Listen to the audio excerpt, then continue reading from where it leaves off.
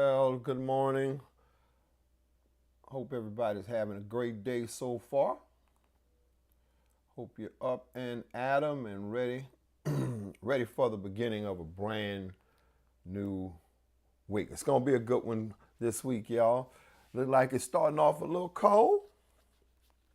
Come on, everybody, get in. Let's get this party started. Yeah, let's get it started. Hope everybody had a great weekend, man. Hey, Sister Tanya, good morning to you. Appreciate you being on this morning. Sup over there, 3551 over on the conference line. Thank you, 2142 for the conference line call. All right, brother Carter, what's up, man? How you doing today? We're gonna get into it a little bit. We're just trying to get some more people in. Hey, good morning, Sister Nadia. My little sister there. What's up? What's up? What's going on with y'all? How y'all doing?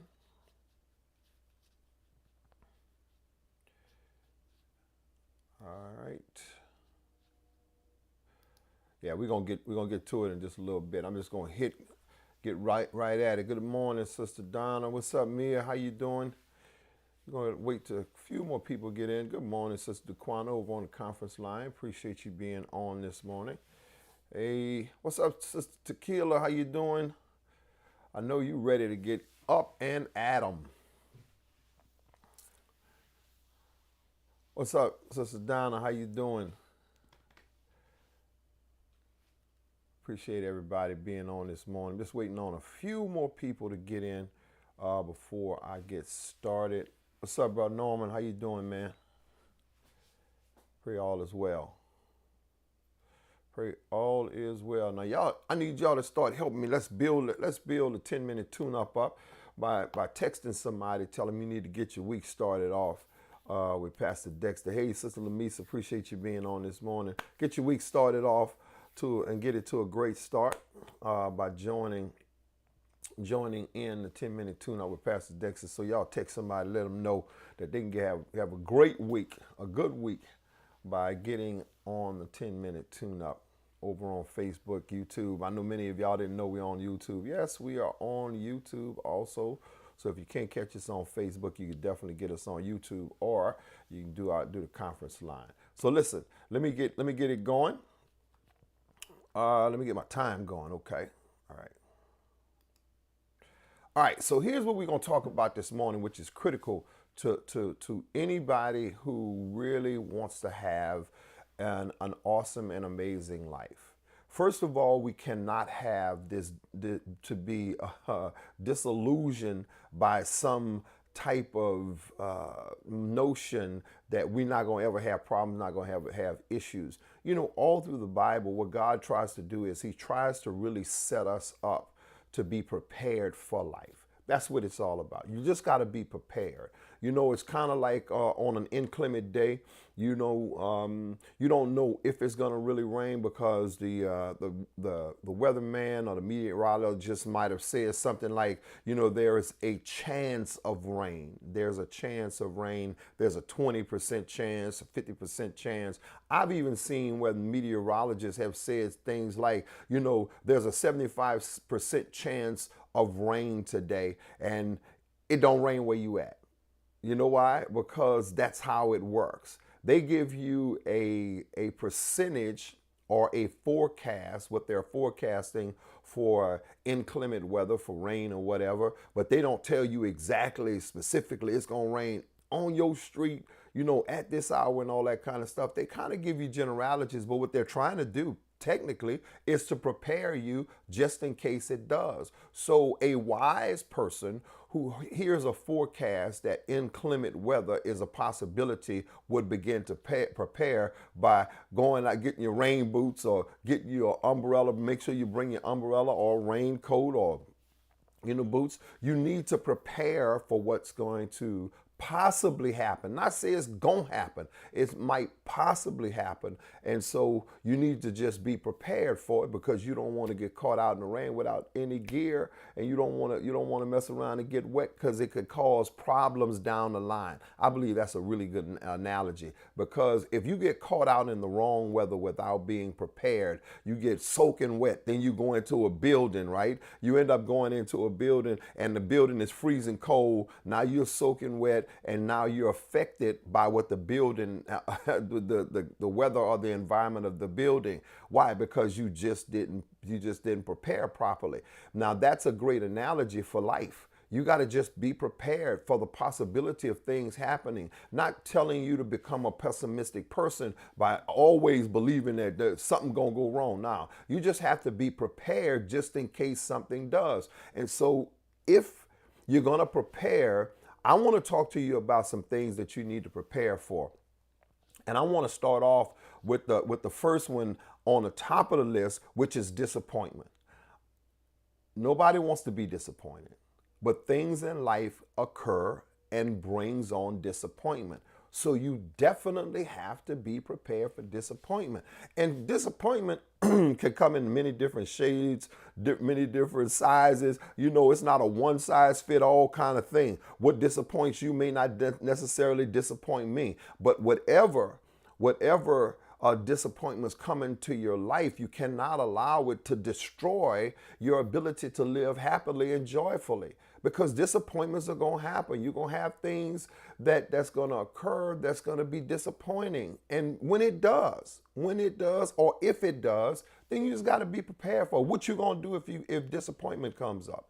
Something that, if you're disappointed in a situation, disappointed in a person, disappointed in an opportunity that did not materialize, what are you going to do? You can't stop living. You can't stop enjoying life. Number two, the second thing you got to be prepared for is distractions.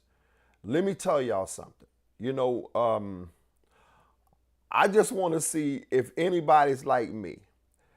I have really have had to, over the past at least 5 to 10 years, had to come up with ways of dealing with distractions. And I'm going to give you an analogy or an example of one for me. Now, this may not be for you. You may be okay. But if I'm working on something, say I'm working on something and I'm working on my computer and a telephone rings, I got to make a conscious decision whether or not I'm going to answer that call or not. Now, if First Lady called, I'm going to stop the answer. That's just it. That's not a distraction. She's not a distraction by no means. I'm going to stop. I'm going to stop to answer that phone call. But if a call comes in, I got to make a conscious decision of whether or not I'm going to answer that call. Well, Pastor Dexter, you just answer the call. See, if I'm really working on something, especially if I'm doing some study, if I'm working on something and I pick up that phone call, after the call is done, you know how long it's going to take me to get back focused to where I need to be focused and back in the mindset and the train of thought that I was before the call. So far as I'm concerned, for me, I got to watch distractions. I got to make a decision on whether or not, okay, can this one wait? I don't know if I can definitely take this call, because where I'm at in my thought process, if I stop, then starting back again, it's going to take me some time. I can't just jump right back in and get it going. So distractions is something you got to deal with. You got to make a conscious decision of whether or not you are going to let something pull you away from what you're doing. Because if you're like me, getting back started again, it's going to be hard. Take it like going to the gym or something like that. If you allow something to distract your week, like going on a vacation. Come on, y'all. Now, if you're going on a vacation, say you're going on a cruise. And the cruise, you focus on having fun and enjoying the cruise. And you have a regimen of exercising every single day, and you decide, well, while I'm on this cruise, I know they have a workout facility, but I ain't going to the workout facility. I'm not going to do it. Well, see, when you get back home, getting back in that groove again can definitely be a challenge. So what are you going to do? What are you going to do about dealing with distractions. What you gonna do about dealing with distractions? You just got to come up with a plan of how you gonna handle distractions, how you gonna handle disappointment. Here's another one that's really really important. You got to learn. You got to make a plan or come up with a plan to deal with deception. Deception. Now this can be spiritual or it can be natural. Let me give you. I want to kind of clump it all into one, if you will, for deception. You know, a great example of how you deal with deceptions is what Jesus did when he dealt with the fig tree. You know, the fig tree technically deceived Jesus. The Bible says Jesus was hungry. He came up, he saw a fig tree. He thought there should be some figs on it. He got there and he was deceived. They didn't have no figs on it. He ain't tripped. He looked at the tree and he cursed the tree. He said, ain't nobody gonna eat from you from this day forward, right? So how do you handle deception? How do you do? In other words, when something happens, and made you thought it was going to happen a certain way, but it didn't turn out to be what you thought it was going to be because the situation deceived you, whether it's a person, whether it's an opportunity or whatever. How are you going to handle that? Because what the devil is, he is proficient at deception, to deceiving you to make you think something is one way when it's really not.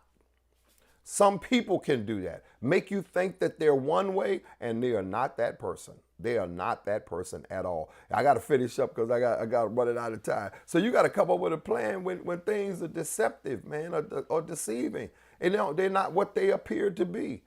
And you got to work out a way to actually deal with that. Here's another one. You got to work out delay. You got to be able to deal with delay, because delays are inevitable. Things don't happen always on our time frame, and when they do not happen on our time frame, how are we gonna handle it? Are we gonna get frustrated? Are we gonna wait it out? Are we gonna put are we gonna put our hands up in the air and give up? You can't do that. When delay happens, you gotta have a plan for if things don't happen on time. If you waiting on a package, if you waiting on a package, you know, you got to handle delays. You got to learn how to handle delays. You got to deal with it, because sometimes, you know, transportation is not right. Things are not right. So when things are being delayed in your life, you got to be able to handle it. You got to come up with a plan for that. And here, finally, the last thing I want to talk to you about is diminished enthusiasm. How do you gonna handle diminished enthusiasm? Man, many of us are like we were when we were children. And if I gotta go over, but I have to deal with this one. Many of us are like we were when we were children, when we was waiting for Christmas, right? We were waiting for Christmas. We was all excited. Couldn't wait for Christmas. I got to get that bike. Man, we're so excited. We're so excited about that bike. So excited. And man, and we got the bike. Oh man, for that first week, we was all excited. I'm just we riding our bikes every single day. And then after about a month, man, your enthusiasm about that bike diminished. You weren't as excited about that bike as you were before you got it. So what happens if your enthusiasm diminishes? You got to keep your excitement to a whole nother level. That's one of the reasons why I believe the Bible says we go from faith to faith. Because once your faith has, watch this, once your faith has brought into your possession the thing that you desire, then you need to hurry up and place your faith on something else. Because if not, your enthusiasm is going to diminish. You're not going to be as excited anymore. So you got to always keep something before you in faith. You got to always stay in faith for something. Not saying that you're always going to have problems. No, you got to always believe for something. Believe for something greater. Believe for life to be better. Believe for this. Believe for that. Once your faith has acquired something, then you got to shift your faith and put it on something else. Because if you don't, your enthusiasm will become diminished. I think that's what happens with a lot of us as Christians. Once God blesses us with something, you don't intentionally not be enthusiastic about your relationship with God anymore. It's just that you got to now you got to now put your faith on something else. You got to believe God for something else. And you always believe God not on the same level. You go to the next level in your belief. If God blessed you, if God blessed you with the apartment, come on, let's move it up. Let's put our faith on the house now. If God blesses you with the car and you say, okay, I'm believing God for this particular car. Okay, now it's time to step it up. After you get that car, let's move it up. Let's move it up, because you cannot allow your life to have diminished enthusiasm, because what will happen is it will become mundane and redundant. Two words that you need to remember. Yeah. Mundane and redundant. And when your life becomes mundane, people get into ruts when their lives become mundane. In other words, when your life just looks like it's just going around in circles, it's just like you like the little mouse on a Ferris wheel. You just keep going round and round and round. Ain't nothing happening. It's the same old thing. No, man, you gotta flip the script. You gotta make life exciting. You gotta do it. Nobody else gonna do it for you. You gotta make life exciting for your own self. All right, that's enough. That's enough teaching. Hey, y'all have a great day. Yes. Sister Nadia. Hey, what's up, Sister Angela? That's my little sister. That's my sister from another mother, y'all. That's my boy's niece. Yes. Okay. So I hope this helped y'all. Hey, Sister Rhonda, what's up? What's up, First Lady? Good morning to you. Appreciate y'all. Hey, Mama Vaughn, what's up? How you doing? Yeah, I appreciate everybody being on today, and all of the people Sister Donna have on today. Appreciate all of you, Sister Judy. Hey, what's up, Samara? Hey, what's up? What's going on, Lindsay? Hey, Brenda. All of you ladies, y'all guys, Harrison, Claudia. Hey, what's up? Appreciate everybody being on. Thank y'all so much for being with us today. And listen, I am praying with you and believing that God is going to give you a successive week of wins. Successive. Just one after another. You just going to keep winning this week. It's going to be amazing. And I want to hear your testimonies about how God has continued to cause you to win in the week. God bless you, and y'all have an amazing week.